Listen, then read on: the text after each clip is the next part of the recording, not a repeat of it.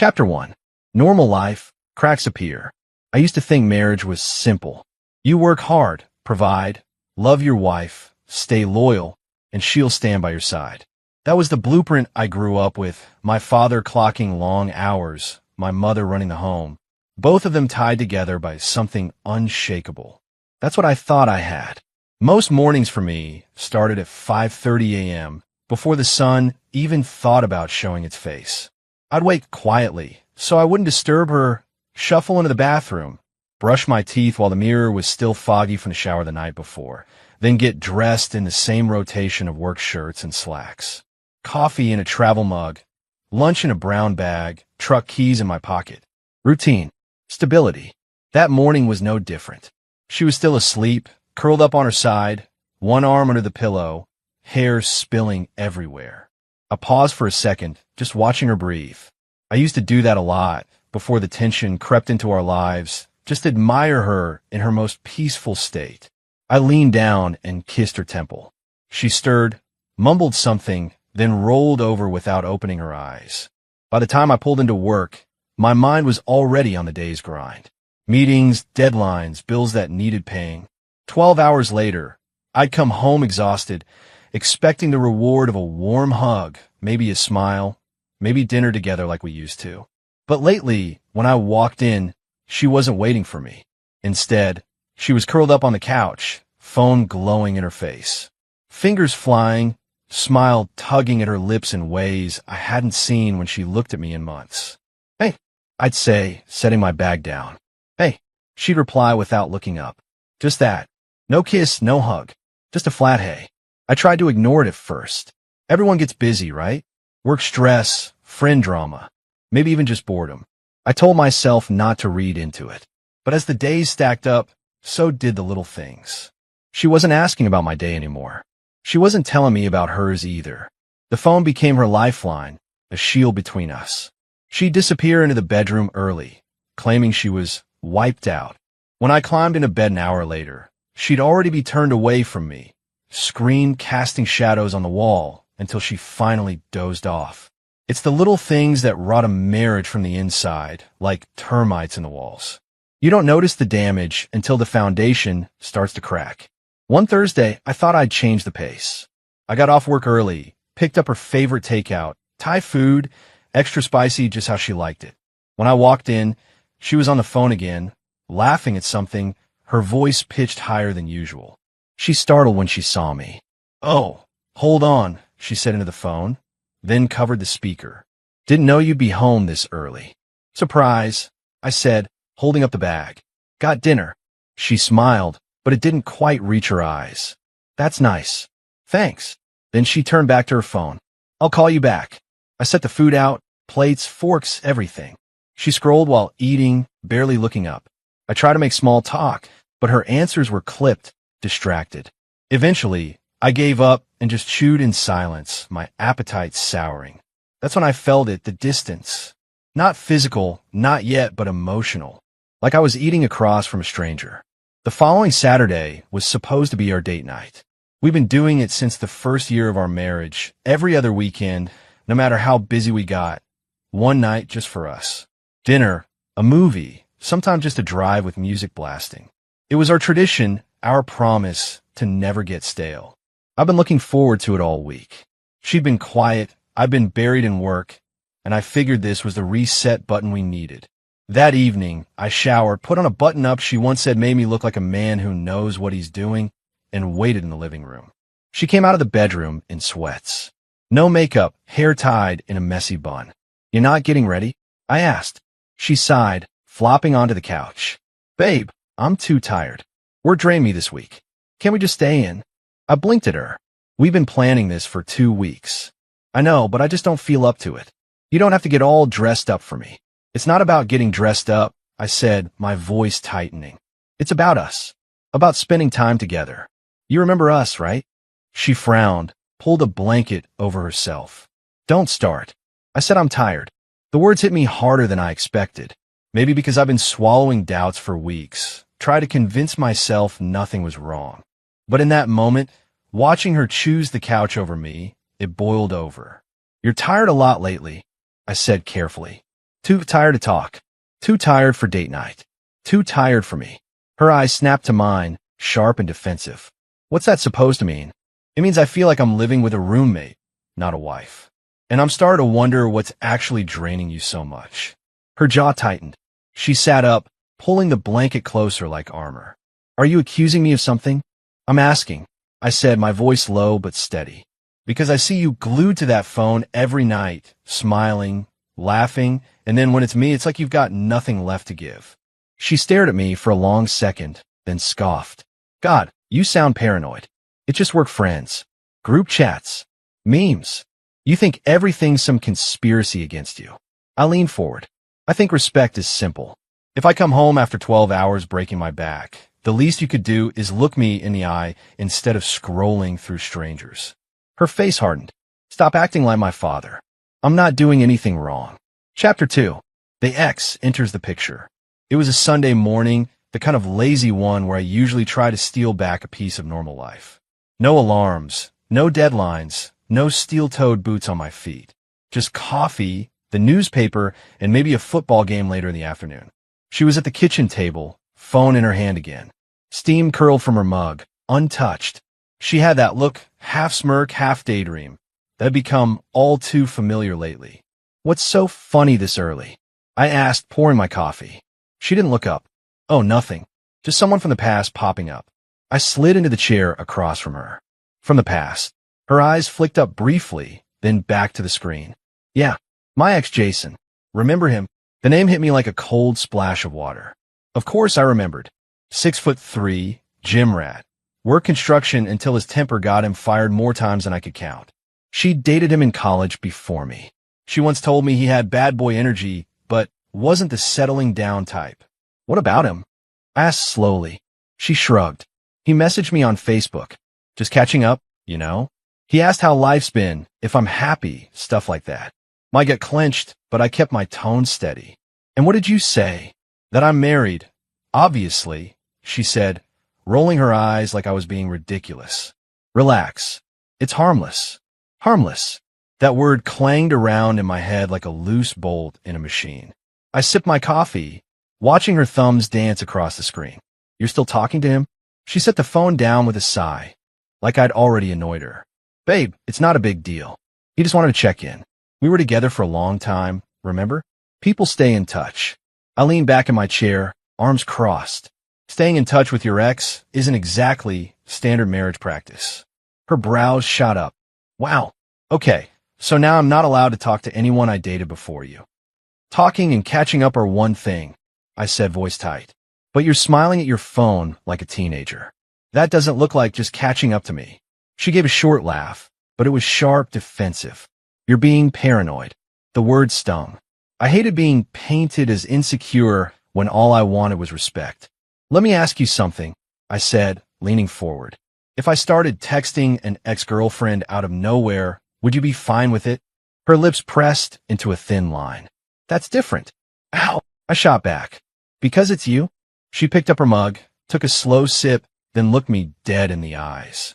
Because I trust myself. I know where my boundaries are. I let out a humorless laugh. That's not the point. Boundaries are supposed to protect us both. Marriage is about not even walking close to the line. Her phone buzzed on the table. She flipped it face down, but not before I saw the name flash. Jason. My jaw tightened. He's texting you right now, isn't he? She gave an exaggerated sigh. God, you're exhausting sometimes. He's just being friendly. You think every guy in the world is trying to get into my pants. I shot her a look. When a guy is your ex, yes. That's exactly what I think. Silence stretched between us. The only sound was the faint hum of the refrigerator and the tick of the wall clock. Finally, she slammed her mug down. You know what your problem is? You're insecure. Always worried someone else is going to take me away. I held her stare. And you know what your problem is?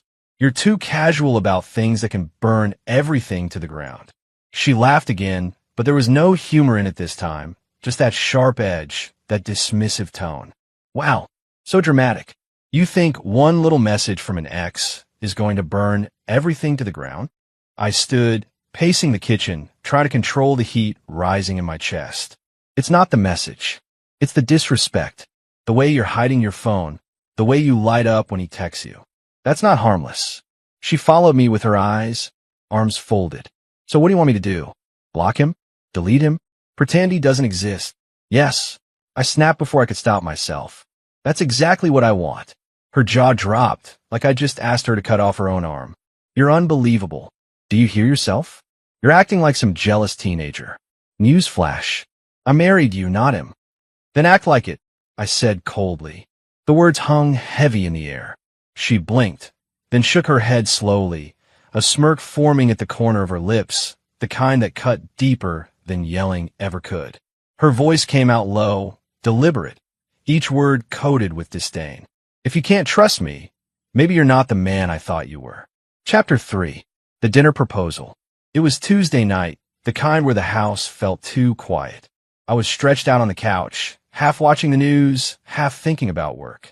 She sat at the other end, phone in hand as always, tapping the screen with little smiles breaking across her lips. I try not to look, try not to care, but the glow of that phone had become another person in the room with us, louder than the television, more present than me. After a few minutes of silence, she cleared her throat and said, almost too casually, so Jason asked if I wanted to grab dinner this week. The words sliced through me like a blade. I sat up, remote forgotten. What did you just say? She didn't flinch, just kept scrolling, then glanced at me like it was no big deal. Relax. It's just dinner. Don't be controlling. My jaw clenched so tight it ached. Dinner? With your ex? Yes, she said, rolling her eyes. He's in town for a couple of days, and he thought it would be nice to catch up. That's all it is. I leaned forward, elbows on my knees, staring at her. Do you hear yourself? Married women don't go on dinner dates with ex-boyfriends. That's not catching up. That's crossing a line. She sighed like I was the one being unreasonable. It's not a date. You make everything sound so dramatic. He just wants to talk. Talk, I repeated bitterly. At night? Over dinner? Alone? Yeah, sounds completely innocent. She set her phone down with a thud and fixed me with a glare. You need to stop. You're making this into something it's not. If you trust me, you wouldn't care. There was again trust. Like my concern was weakness, not common sense. Every man knows what just dinner with an ex really means, I thought, my chest tight. It's not about the food. It's about unfinished business, about testing the waters. She knows it. I know it. But I swallow my pride. Out loud, I said, and what exactly do you expect me to do while you're out having this little catch-up dinner? She shrugged. I don't know. Watch a game, grab a beer, do guy stuff. Why do you have to act like I'm betraying you when nothing's even happened? Because it feels wrong, I said firmly. And you know it does, or else you wouldn't be trying so hard to convince me. For a moment, neither of us spoke. The room buzzed with tension, the kind that makes your pulse pound in your ears. Finally, she folded her arms and leaned back. If you can't handle me having one harmless meal with someone I used to know, then maybe you really don't trust me at all. I hated the way she twisted it, how she flipped my instincts into accusations about my character. I wanted to say no, to put my foot down, draw the line, make it clear where respect ended and disrespect began. But I also knew what she'd say, how she'd paint me as insecure, jealous, controlling. And so, against every screaming instinct in my gut, I forced the words out. Fine. Go. Have dinner. She raised her eyebrows, surprised at how quickly I gave in. Really? Yeah. I said, my tone flat. I'm not going to chain you to the couch. Do what you want. She studied me for a moment, maybe searching for a crack in my calm exterior. Then she smiled, a small, satisfied smile, and picked her phone back up. Her thumbs flew across the screen as she typed out her reply. I leaned back on the couch, staring at the ceiling, trying to ignore the burn in my chest. I just handed her permission to cross a boundary I knew should never be crossed. The night of the dinner, I came home early from work. I told myself it was to relax, but really, it was to see how she prepared. I wanted to watch, to read the truth in the little details. She was in the bedroom with the closet doors wide open, dresses flung across the bed. The faint scent of perfume already hung in the air. Big night, I asked, leaning on the doorframe. She glanced at me, then back at the mirror where she was holding up two dresses against her body. What do you think? red or black. I swallowed hard. For a friendly dinner? She frowned. Don't start. I just want to look nice. It's not a crime. Funny, I said, unable to stop myself. You haven't asked my opinion on what to wear for our date nights in months. Her eyes narrowed. You're unbelievable. Do you want it to look like a slob? No, I said quickly. It's a lot of effort. For someone you call just a friend. She huffed, turning back to the mirror. Red, then. He always said it was my color. My fists clenched at my sides, but I stayed quiet. The comment was a knife to the gut, but I wasn't going to give her the satisfaction of seeing me bleed. She slipped into the dress, adjusting the straps, smoothing it down over her hips. Then came the heels, the ones she used to wear on our anniversaries. She sat on the edge of the bed, fastening the buckle slowly, almost ceremonially. Finally, she leaned toward the dresser and picked up a bottle of perfume. I watched as she spritzed it on her neck, then her wrists, then, just for good measure, a little behind her knees. The scent filled the room, sweet and intoxicating, and I realized I hadn't smelled it in months. I stood there, silent, my chest burning, as she gave herself one last look in the mirror. Hair curled, lips painted, perfume settling on her skin. She hadn't looked this excited, this alive in a long time. And the cruel part? She wasn't doing it for me. Chapter 4. Planting suspicion. The house felt different after she left.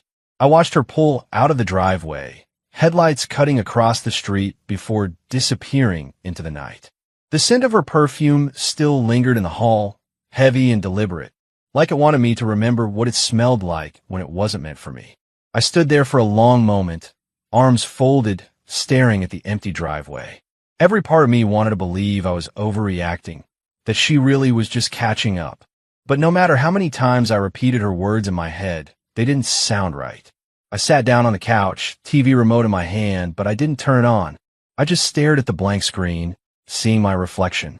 A tired man, jaw tight, fists clenching and unclenching on his knees. The silence pressed in. My mind replayed the little things. The way she smiled at her phone, the excitement when she picked her dress, the way she said, "He always told me red was my color." None of it sat right. None of it looked like a married woman going to a casual dinner. By the time 10 minutes had crawled by, I was pacing the living room like a caged animal. I pulled out my phone and scrolled through my contacts until I landed on the one guy I knew would shoot me straight, Derek. We've been friends since high school. The kind of friend who didn't sugarcoat, didn't pat you on the back with empty encouragement. If you were screwing up, he'd say it to your face. If someone was playing you, he'd call it. I hit dial. He answered on the second ring, his voice rough. Yo, what's up, man? I hesitated, then said, she's out with her ex right now. There was a pause, then a sharp laugh. You're joking. Wish I was, I muttered, sinking back onto the couch. She said he's just in town for a couple of days, wanted to grab dinner, and she didn't want me to be controlling. Derek didn't laugh again. His tone went flat, serious. Bro, if she still respected you, she wouldn't even ask. The words hit like a hammer. She swore it's just dinner. I said weakly, though the conviction in my voice was already gone. Come on, Derek said. You and I both know how that story goes. An ex doesn't want just dinner. And she knows it too. She's not stupid. I rubbed my forehead. So what the hell am I supposed to do? Tell her she can't go? That just makes me look like the jealous, insecure husband she keeps accusing me of being. He snorted. Man, she's already flipped the script on you.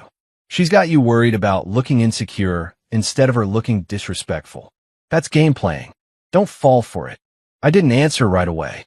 The silence stretched until Derek spoke again, his tone softer but still blunt. Listen, you're a good dude. You work hard. You provide. You've never stepped out on her. You've earned respect. And if she's making you feel like some paranoid loser for expecting the basics, that's on her, not you. I closed my eyes, leaning my head back against the couch. His words echoed everything I'd been afraid to say out loud. She told me they're meeting at the Olive Grill downtown. I finally muttered, 7 o'clock. Derek whistled. The Olive Grill? That place is basically designed for dates. Dim lighting, two-seater booths, wine list as long as your arm. She could have picked anywhere, but she picked there. I sat up straight. You're right. Of course I'm right. Now the question is, what are you going to do about it? My throat tightened. What can I do? Show up? Follow her? That makes me the psycho husband stalking his wife. Or, Derek said slowly, it makes you the man who doesn't let himself get played blind. Big difference. I stayed quiet, the gears in my head grinding. Derek added, look, I'm not telling you to flip tables or start a scene. But don't sit on your couch like a sucker while she's out there playing dress-up for another man. If nothing's happening, fine, you'll see it for yourself. But if something is happening, at least you'll know. And knowing is better than sitting at home imagining the worst. I nodded slowly, even though he couldn't see me. He was right. The not knowing was already driving me insane. I'll think about it, I muttered. Don't think too long, Derek said firmly. Trust your gut. You've had instincts your whole life. Don't start ignoring them now, just because it's uncomfortable. We hung up after that, but his words stayed with me, heavy as bricks. An hour ticked by. I tried everything to distract myself. Turned on the TV, flipped through channels, grabbed a beer, took 2 sips, set it down, paced the hallway, sat back down, stared at the clock. Every minute felt like 10. I pulled up the restaurant's website on my phone, scrolling through pictures. Derek was right. The Olive Grill wasn't some casual diner. It was dim, intimate, filled with wine glasses and candlelight. Every photo screamed romance. And the more I thought about it, the more little things didn't add up. She told me dinner was at 7, but she left the house at 6. The restaurant was only 15 minutes away. Why leave so early? She said Jason was just in town for a couple of days, but I'd overheard her telling her sister on the phone last week about some old friend moving back permanently. I replayed our conversations in my head, digging for inconsistencies.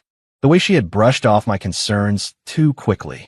The way she hadn't even tried to invite me along, like that option didn't exist. The knots in my stomach tightened with each thought. By the time the clock hit 7:30, I was done pacing.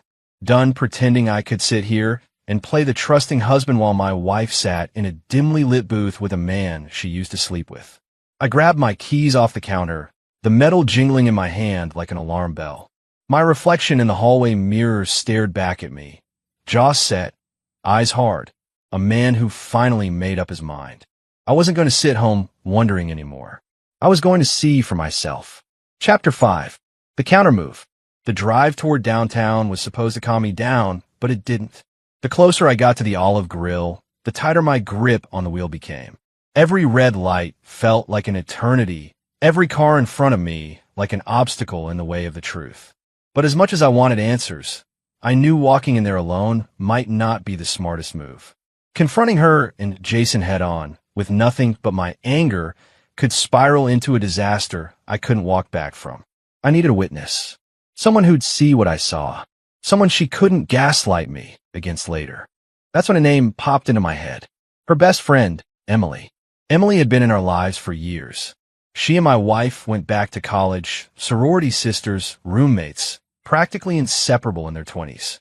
And although she never said it outright, I knew she didn't have much love for Jason. She'd made little digs about him before, subtle comments about his arrogance, how he treated women like trophies. If anyone could see through my wife's excuses, it would be her. I pulled into a gas station parking lot and dialed her number before I could second-guess myself. She answered on the second ring. Hey, what's up? My voice came out rougher than I intended. Emily, I need to ask you something, and I need you to be honest. There was a pause. Okay, what's going on? She's out with Jason. Right now. At the Olive Grill. Silence. Then Emily's voice sharpened. You're kidding me. I wish I was. My knuckles tightened around the steering wheel. She dressed up, sprayed perfume I haven't smelled in months, and told me not to be controlling. I tried to let it go, but I can't sit at home while this plays out. I need someone to see it with me. Someone who won't just take her word later when she spins it. Emily let out a sharp exhale. Unbelievable. I told her years ago that guy was no good. He's poison. And she's actually entertaining him now? After everything you've done for her? Yeah, I muttered. So, will you come with me? There was no hesitation. Send me the address. I'll meet you there. By the time Emily arrived, I was parked a block away from the restaurant. Engine off, hands tapping nervously on the steering wheel. She pulled up in a small sedan and slid out, striding over with a look that could cut steel. Her blonde hair was tied back in a messy bun, and she wore jeans and a leather jacket, casual, but her expression was all business. "This is insane," she muttered as she climbed into the passenger seat. "She actually thinks this is okay." "She swore it was just dinner," I said bitterly. But the way she looked getting ready, it wasn't for just dinner. Emily crossed her arms, shaking her head. "I know her. She likes attention, sure, but Jason? That's a whole other level. He's not the type to just have a friendly chat over appetizers." "Exactly," I said. For a moment, we sat there in silence, both staring at the glow of the restaurant sign down the street. Finally, Emily spoke. "So what's the plan?" I exhaled slowly, my mind racing. "We walk in like we're on a date. Sit where we can see them. Act casual. No scene, no shouting, at least not yet. Just let her see that I see." Emily smirked. "You want to flip the script. Make her feel the heat without saying a word." "Damn right." She leaned back in her seat, crossing her legs. "I like it. And honestly, I wouldn't mind watching her squirm a little. She thinks she's slick, but she's never been as subtle as she thinks she is." I turned to her, jaw tight, but a faint smile tugging at my lips. "If she thinks she's playing chess, let's see how she handles checkmate." Chapter 6. The Restaurant Showdown. The Olive Grill sat on the corner of a busy downtown block, its tall windows glowing amber against the evening. From the street, you could see couples inside, leaning close over candlelight, waiters weaving between tables with glasses of wine, laughter rising and falling like the hum of a well-rehearsed orchestra. And right in the center of that performance was my wife. Through the glass, I spotted her instantly. She wasn't hard to find. She always had a way of commanding attention, whether she meant to or not. She sat at a small, two-person table with Jason, her ex, her body angled toward him, shoulders leaning in slightly, the way a person leans towards something they want to be close to. She was laughing, not the polite chuckle I got home these days, but a full, open laugh that made her toss her hair back the way she used to when we first started dating. And Jason? He looked smug, leaning back in his chair like he'd already won something. His arm rested carelessly on the back of her chair, just enough to signal intimacy, not enough for her to push it away. He was talking, animated, using his hands, and she was eating it up. I felt Emily stiffen beside me. "Unbelievable," she muttered. She actually dressed up for him. She had. Black dress, heels I hadn't seen in months, lipstick darker than her usual. She told me it was just dinner, but this was a date. I swallowed hard, forcing myself to stay composed. "You ready?" Emily smirked, sliding her arm through mine as though we'd been on 100 dates before. "Let's make an entrance." The door chimed as we walked in. The scent of roasted garlic and seared steak hit immediately, mixing with the low buzz of conversation. A hostess looked up with a polished smile. "Table for two?" "Yes," I said, my voice steady. "Somewhere near the center, if possible." She grabbed 2 menus and led us forward. And that's when it happened. My wife spotted me. Her face fell in an instant. The laughter vanished, her smile died, and she froze halfway to lifting her glass of wine. Jason, oblivious at first, kept talking until he noticed her eyes dart past him. Then he turned, following her gaze, and saw me. The smugness flickered. Emily and I followed the hostess to a table just 2 down from theirs. We sat, close enough that there was no mistaking the deliberate placement. I made sure to angle my chair toward my wife, not Jason. The silence between their table and ours stretched tight. My wife's fork clattered against her plate as she set it down too hard. Finally, she hissed across the space. "What are you doing here?" I didn't flinch, didn't raise my voice. Instead, I smiled faintly, leaning back like I was perfectly at ease. "Same as you. Just dinner." Jason shifted uncomfortably, his earlier arrogance cracking. He gave a little laugh, trying to cut the tension. "Man, small world, huh? Guess we all had the same idea tonight." I didn't even look at him. My eyes stayed on her. Yeah, real small world. Her cheeks flushed. She fiddled with her napkin, trying to regain composure. "You're being ridiculous. This isn't what it looks like." Emily leaned in then, playing her role flawlessly. "Funny, because from here, it looks exactly like what it looks like." Jason straightened in his chair, clearing his throat. "Look, dude, don't take it the wrong way. We're just catching up, that's all." I turned my head just enough to let him know I'd heard him, then shifted my gaze back to my wife like he was background noise. Catching up? That what you call it? She bristled, eyes narrowing. Stop it. You're making a scene. I chuckle under my breath, low and cocky. Trust me, sweetheart, if I wanted to make a scene, everyone in this restaurant would know it. Jason's jaw tightened, but he didn't say anything. He glanced around, clearly aware of other diners stealing glances in our direction. He wasn't as comfortable in the spotlight as he'd pretended. Emily smirked, sipping her water. You know, I've been telling her for years what kind of guy you are, she said to Jason casually. Guess some people never learn. That landed. Jason shifted in his seat, looking like he'd rather be anywhere else. But my wife? She was glaring at me now, her voice clipped, almost trembling. You had no right to come here. I tilted my head, studying her. No right? You're my wife. You tell me it's just dinner, then I find you dressed up like it's prom night, giggling over wine with your ex. And I'm the one out of line. Her lips parted, but no words came. She reached for her glass, hiding behind it, as she took a long sip. The silence stretched again, heavier now. Other couples nearby had grown quieter, stealing looks at us, sensing the storm without needing to know the details. Jason cleared his throat again, this time softer. Maybe we should. I cut him off without looking his way. This doesn't concern you. For the first time since we walked in, Jason leaned back, hands up in surrender. The smugness was gone. I leaned forward slightly, lowering my voice so only she could hear. I'll say it once. Respect isn't optional. Not in my marriage. You wanted to test the line. Now you know where it is. Her eyes glistened, whether from anger or shame, I couldn't tell. She looked away, blinking rapidly, her chest rising and falling as she fought for control. Emily reached across the table, touching my hand lightly as if to steady the act we were putting on. Dinner's on me tonight, she said brightly, loud enough for my wife to hear. After all, this feels like a celebration.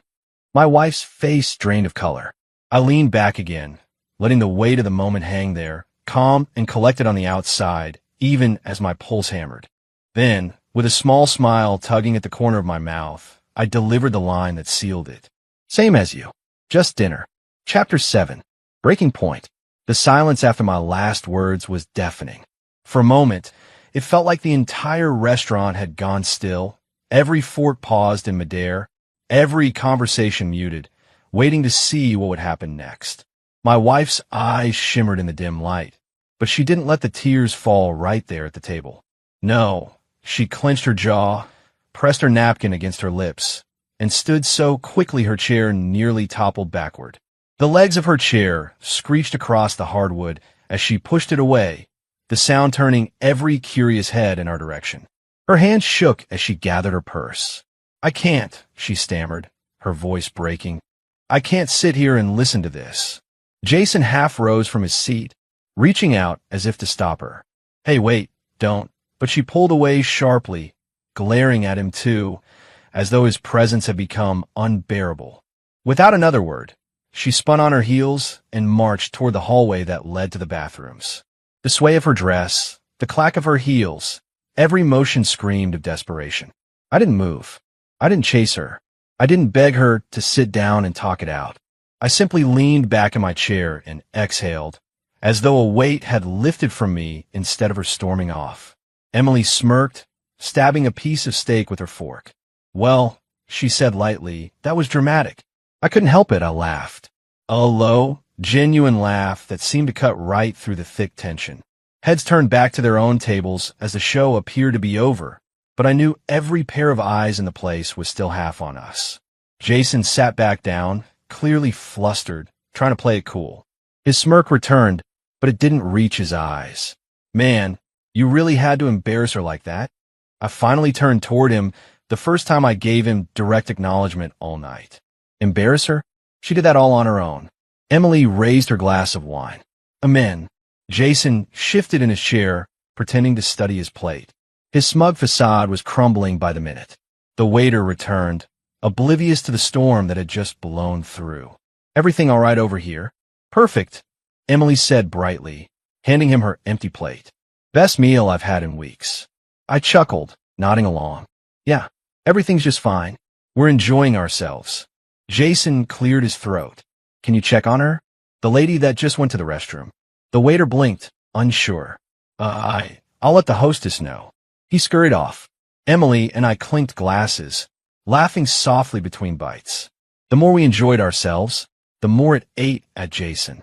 I could see it, the tension in his shoulders, the way his eyes darted toward the hallway every time someone walked by, hoping it was her coming back. But it wasn't. 10 minutes passed. Then 20. My wife never returned. Jason finally pushed his plate away, rubbing the back of his neck. She's probably just cooling off. I smirked. Or maybe she realized what she walked into. Emily leaned forward, her chin resting on her hand as she studied Jason. Tell me something, she said sweetly. When you texted her, did you really think she wouldn't get caught? Or did you just assume she could juggle two men like some circus act? Jason's face tightened. Look, I didn't force her into anything. She wanted to be here. Exactly, I said calmly, slicing into the last of my food. That's the part you should think about. Jason looked down, suddenly very interested in his water glass. He was no longer the smug, confident ex trying to reclaim something lost. Now, he looked like a man who realized he'd been invited into a game he couldn't win. When the check arrived, it was almost poetic. The waiter placed it squarely on their table. Not ours, a silent reminder of who had initiated the evening. Jason blinked at it, then looked around as if my wife might come sweeping back to handle it. But she didn't. Emily smirked, whispering just loud enough for me to hear, checkmate. Jason cleared his throat again, fumbling for his wallet. Guess this one's on me. I leaned back, savoring every second. Looks like it. He pulled out his card, his movements stiff, his earlier bravado long gone. The waiter collected it and disappeared, leaving Jason sitting there, red-faced, pretending to be unfazed. Meanwhile, Emily and I enjoyed dessert, chocolate mousse that melted rich and sweet on the tongue.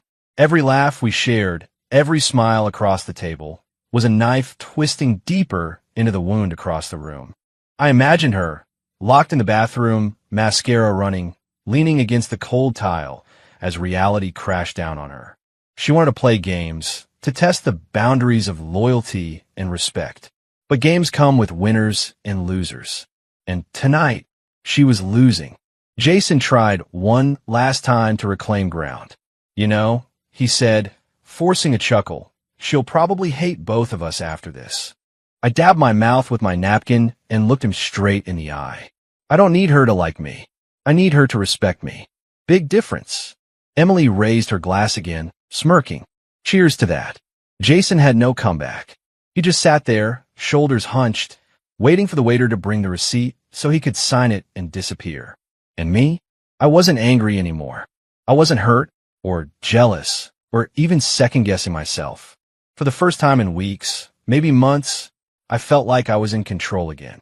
Not because I'd caught her in a lie, not because I'd embarrassed her, but because I'd shown her clearly, undeniably, that respect is not negotiable. I leaned back in my chair, feeling the hum of the restaurant settle back into its rhythm around me. My wife was still hiding in the bathroom. Her ex was paying for the tab she abandoned. And I was sitting with a full stomach, a clearer head, and the upper hand. For once, the power dynamic had flipped. She thought she was moving pieces on a board I couldn't see. But tonight, the king didn't fall. Tonight, she was the one cornered, humiliated, and left scrambling for her next move. Chapter 8. Aftermath at home. The ride home was silent, but not the peaceful kind of silence that comes after a long day. No, this was the heavy, suffocating kind, thick with unsaid words, accusations, and the echo of everything that had just happened back at the restaurant. She drove. Her grip on the steering wheel was white-knuckled, her jaw locked tight, her breathing uneven. Every red light seemed to stretch longer than usual, and each time I glanced sideways, I caught the glisten of tears in her eyes she was fighting not to let spill. I didn't speak. Not yet. My silence wasn't surrender. It was deliberate. Let her stew. Let her replay the scene over and over in her head. Let her know that when the conversation finally happened, it would be on my terms. When we finally pulled into the driveway, she killed the engine a little too aggressively, yanking the keys out as though the ignition had personally offended her. We sat there for a beat, the cooling tick of the car engine filling the void. Then she snapped. "You embarrassed me tonight." Her voice cracked through the air like a whip. She turned toward me, eyes red-rimmed, fury trembling in her words. "Do you have any idea how humiliating that was?" Everyone in that restaurant was staring at me like I stepped out of the car without replying. My calmness only made her angrier. Inside the house, the air felt different, charged, volatile. The moment the door shut behind us, she exploded again. "You set me up," she accused, throwing her purse onto the couch so hard it slid to the floor. "You and Emily, God, do you two think this is funny? Do you think making a fool out of me in public proves something? That you're a big man now?" I dropped my keys on the counter, slowly turned, and looked her dead in the eyes. My voice was low, steady, but sharp enough to cut glass. "No," I said. "I didn't humiliate you. You humiliated yourself the second you said yes to him." She froze, lips parting as though the words had physically struck her. I stepped closer, refusing to let her look away. "You made the choice. You entertained him. You dressed up for him. You leaned in across that table like some lovesick teenager." My chest rose and fell, the rage controlled but burning hot. "Don't you dare put that on me." Her face twisted with a mix of guilt and defiance. She wanted to deny it, to fight it, but the truth in my words cornered her. Finally, her anger cracked. Her shoulders slumped, her eyes welled up, and the tears she'd been holding back spilled freely. "You don't understand," she whispered, her voice trembling. I barked a bitter laugh. "Oh, I understand perfectly." "No," she cried out, clutching her hair, as though pulling at it might relieve the pressure inside her skull. You don't get it all." She paced the living room, words tumbling out between sobs. "I spend every day working, paying bills, running this house. I come home, and it's just routine. Everything's predictable. Everything's the same." But when Jason messaged me, she broke off, covering her mouth like she'd just confessed a sin too dark to be spoken. The name hit me like a knife. Jason. Hearing her say it aloud was worse than watching them together at that table. I clenched my fists but forced my voice to stay calm. "Go on," I said through gritted teeth. Her eyes squeezed shut, tears streaming down. "He makes me feel wanted." The words dropped between us like a bomb, detonating silently but powerfully. For a moment, I couldn't breathe. The room seemed to tilt, my ears ringing, my chest tightening with a pressure I couldn't release. Wanted. Like I wasn't enough. Like everything I had given, my loyalty, my long hours at work, my sacrifices, was invisible to her because some ghost from her past had sent a few flattering messages. I turned away, staring at the wall, my jaw aching from how hard I was clenching it. Inside my head, the rage screamed. 20 years of loyalty, and that's what it comes down to? A man sliding into your DMs? But beneath the rage was something worse. Heartbreak. Because the truth was raw, undeniable. She wasn't lying. She did feel something with him that she claimed she didn't with me. And that wasn't just betrayal, it was rejection at my very core. I swallowed hard, my throat dry. "So that's it." My voice was quieter now, but colder. "That's your excuse? He makes you feel wanted." She sobbed harder, shaking her head. "I didn't mean for it to happen this way. I swear I didn't. I never wanted to hurt you. But you did." I spun back toward her, my voice rising, no longer calm. "You didn't just hurt me. You broke something you can't glue back together with tears and excuses." Her hands trembled as she reached out. "I still love you, love." I snapped, pulling back. "Don't use that word. Don't you dare use that word while you're telling me another man makes you feel wanted. Love doesn't humiliate your husband in public. Love doesn't sneak around under the cover of just dinner. Love doesn't." My voice cracked despite me fighting it. "Love doesn't make me feel like I was never enough." She crumpled onto the couch, burying her face in her hands, her sobs shaking her whole body. "I don't know what's wrong with me," she choked out. "I don't know why I did it. I stared at her, my chest aching, my mind a battlefield between fury and sorrow.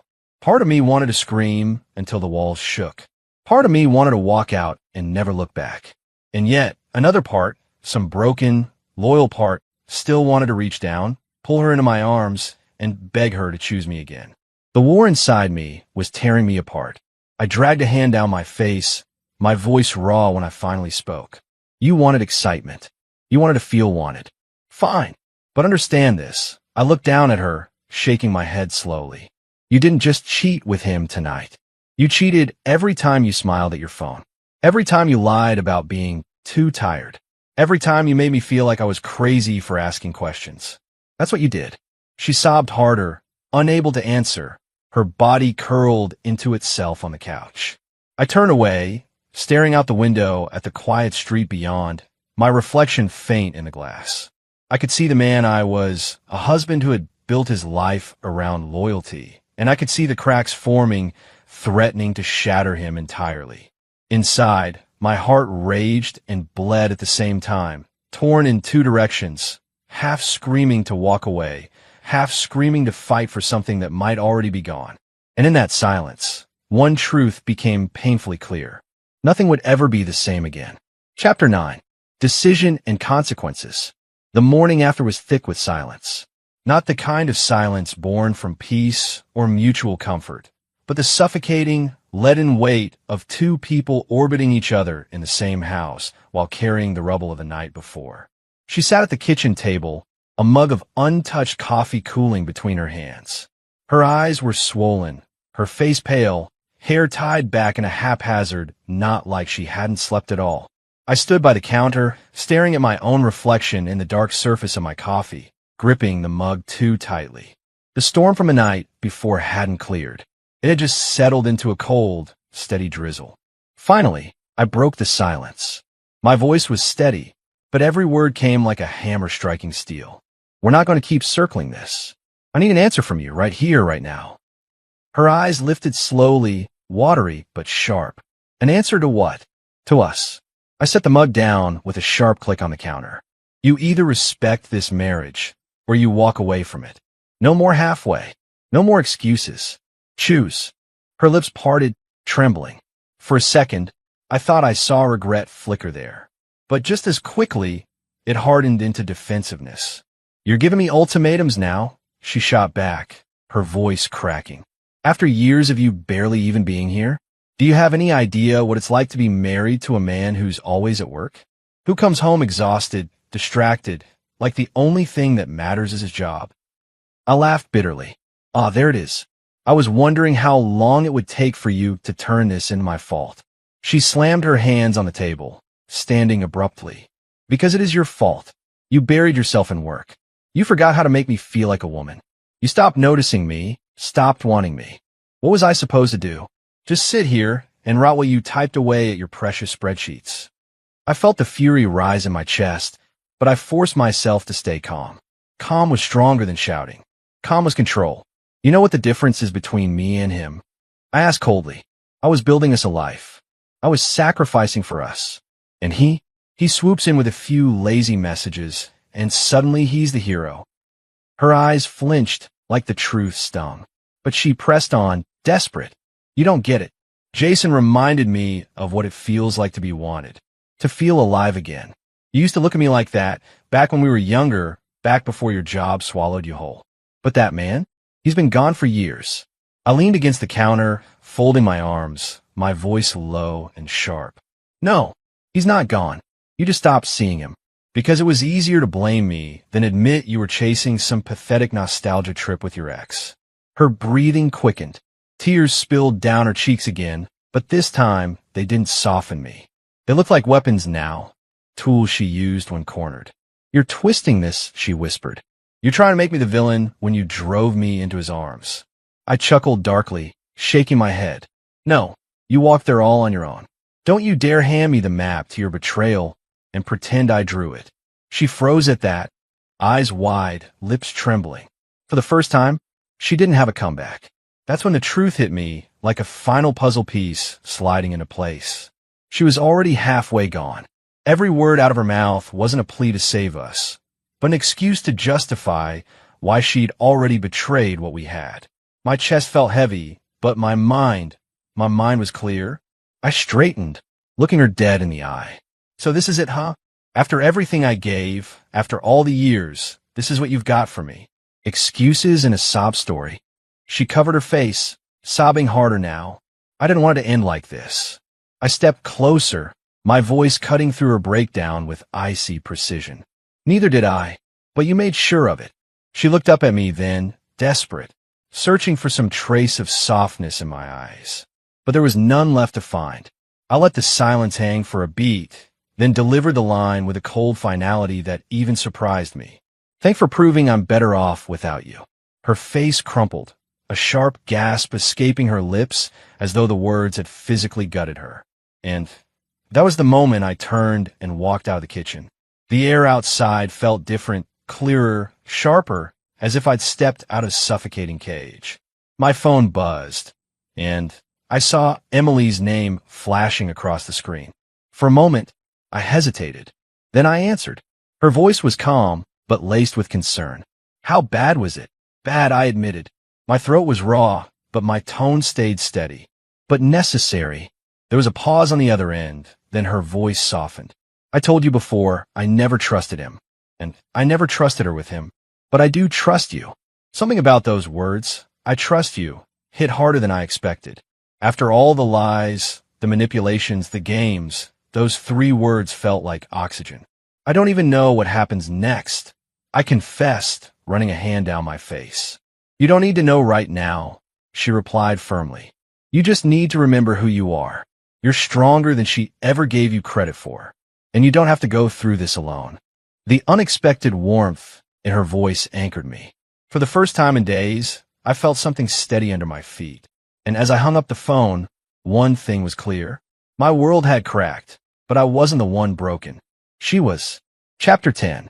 Redemption and Closing Note. The morning sunlight spilled through the blinds, painting stripes across the hardwood floors of a house that suddenly felt too large, too hollow. I stood in the kitchen, mug in hand, staring at the steam curling upward from my coffee, thinking about how quickly the life I'd built could twist into something unrecognizable. For years, I'd poured myself into work, into providing, into keeping the world stable for the woman I loved. And now, the walls I had trusted, the life I had safeguarded, were fractured. But today, the fracture felt more like a clearing than a trap. I'd spent the previous night replaying everything, the restaurant, her whispers to Jason, her tears and excuses, the way she tried to pin my absence on my work. And yet, despite the rage, the betrayal, the heartbreak, there was something sharper that rose above all of it. Clarity. I wouldn't beg. I wouldn't grovel. I wouldn't let someone else's selfishness define my value. I picked up my phone and dialed Emily. Morning, she answered, her voice still soft but firm, carrying that anchor I'd come to rely on.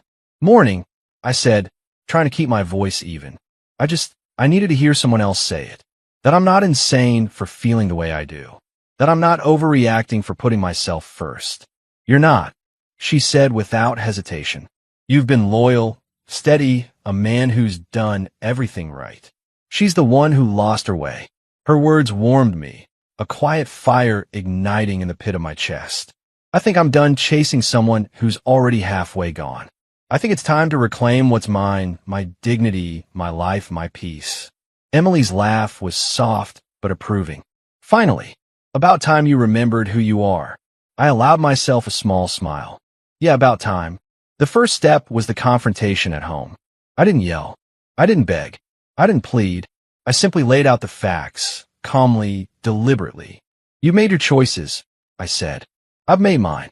I'm not staying in a marriage where respect is optional. Her lips parted, but she had no words. Only the faint tremble of someone who had realized too late that control had shifted. I continued, voice steady, unflinching. I've spent years being loyal, sacrificing, building a life with you. You treated that like it was nothing. You flirted with temptation, lied about boundaries, and humiliated both of us. There's no going back from that. Not tonight, not tomorrow. She shrank under the weight of my words. I could see it, the moment she understood that the power she thought she held had evaporated. I'm done, I said finally. You can stay, you can leave, but you cannot have me bending to excuses anymore. And with that, I didn't wait for her to respond. I left the room, my steps purposeful, each one echoing the resolve I'd found within myself. The next weeks were a study in reclamation. I returned to work with a lighter step, not because the work mattered more than her, but because it was mine to control. I spent evenings walking through the neighborhood, feeling the air in my lungs, noticing the small details I'd overlooked while my mind was clouded by betrayal. Emily became more than a witness to my story. She became a confidant, a mirror reflecting back the man I was without someone else's drama clouding my vision. She reminded me of my worth, of the strength that had been buried under years of loyalty taken for granted. I didn't reach out to her, my wife. I didn't need to. Let her wallow in her choices. The lesson had been learned, the damage done, and I would not be defined by someone else's failings. Then came the moment that truly shifted everything. I attended a family gathering we'd once attended together. She was there, trying to blend in, her forced smiles and careful gestures like a mask stretched too thin. I walked in with Emily at my side, confident, composed. Heads turned, not just to notice me, but to register the energy I carried. A man unbroken, unshaken, untouchable by her manipulations. Some whispered, some stared. I smiled politely, nodding, acknowledging their presence without needing their validation. Because the validation I needed was no longer hers, nor anyone else's. She caught my eye across the room. The flinch in her expression, the shadow of guilt she could not hide, was enough. I could have confronted her, shamed her further, reminded the room of her betrayal, but I didn't.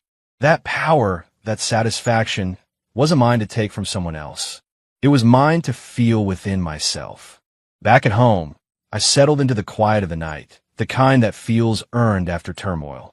I poured a glass of whiskey, letting the burn slide down my throat and settle like the resolve that had been hard-won. I thought back to every moment, the early years, the loyalty, the betrayal, the humiliation. Every bite, every heartbeat, every sleepless night had taught me one thing. Respect isn't begged for. It's either given freely or it's gone. And once it's gone, so am I. I leaned back in my chair, staring at the shadows dancing across the walls. The world outside hummed with life, indifferent to the dramas of one marriage, but that was fine. I had my clarity. I had my control. I had my dignity. And in that, I found a strange, quiet joy. Because some lessons can only be learned in fire, and some victories can only be felt after the fight. I didn't need her apologies. I didn't need her explanations. I didn't need validation from anyone who had already chosen another path. I only needed myself. And in that moment, I knew with absolute certainty. I was free.